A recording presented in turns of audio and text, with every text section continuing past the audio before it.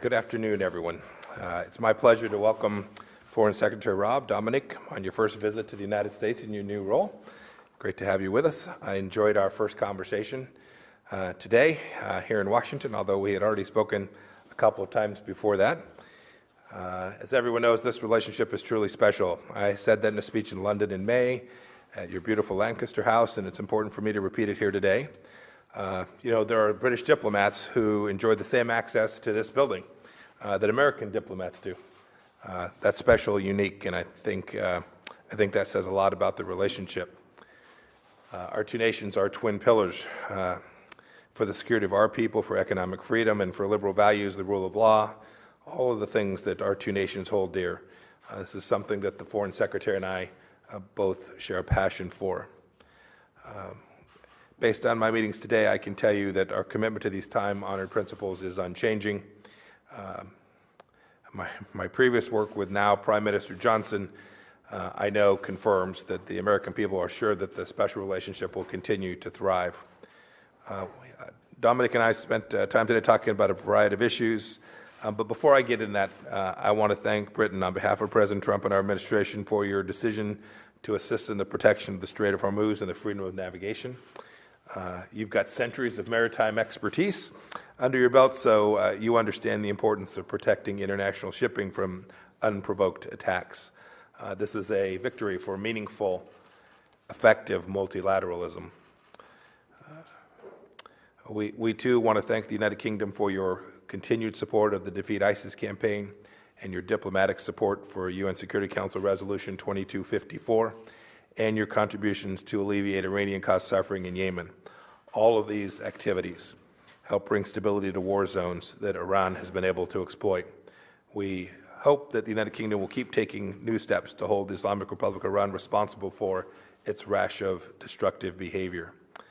We talked a little bit about Brexit today. I'll repeat just what I said when I was in the United Kingdom. We support the United Kingdom's sovereign choice.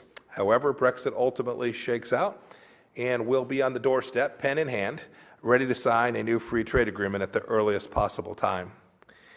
Our enthusiasm, you've heard this from the President as well, points to an economic reality that I see everywhere that I go. The United States is the best partner for trade investment in the world, as you'd say, full stop.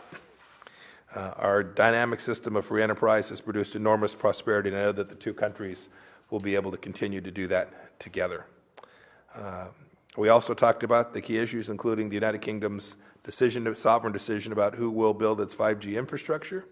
We hope that they will put in place criteria for vendors that uphold our shared values, and we are very confident that they will do so. As you can see, there's a lot of work ahead for our two countries to tackle together, but I'm excited to tackle it alongside you, Dominic. On behalf of President Trump, the American people, thank you for visiting here today. Great. Thanks very much. Well, thank you, Secretary Pompeo, for your hospitality and your welcome. I'm personally honoured and delighted to be out here in Washington for my first official visit to the administration so soon after my appointment. And I guess when we look at the historical perspective that you've sketched out, the way we see it is that for the last 7 decades, the alliance between the UK and the United States, from trade to security cooperation, has helped shape the world for the better. And in defence, security, intelligence, our countries trust each other more deeply. We work together more closely than any others.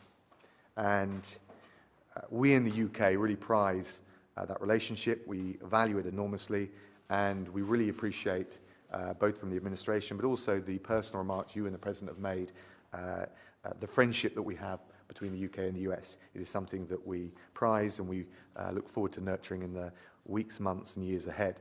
As you mentioned, we've kind of had this Brexit issue, you may have noticed, preoccupying us in the UK. This government, this cabinet, is absolutely resolved, determined to leave the EU by the end of October. We will stay good friends and good neighbours with our European partners, but we are at the same time determined to seize the global opportunities beyond Europe for the United Kingdom.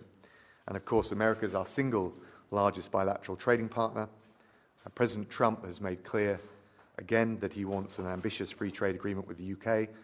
So I hope we can make that happen as soon as possible after we leave the EU on the 31st of October. In our meeting today, Mike and I discussed a whole range of international issues. He's mentioned them: Brexit and trade, security issues from Afghanistan and Syria to the Strait of Hormuz. We talked about a range of other issues, and I look forward to working with you, Mike, on all of that range of issues. And you're absolutely right to say we've got to put a lot of hard work in on both sides to make further progress. Thank you once again for your very warm welcome. I really appreciate it, and I'm confident that we can take the UK-US relationship from strength to strength. Thanks very much.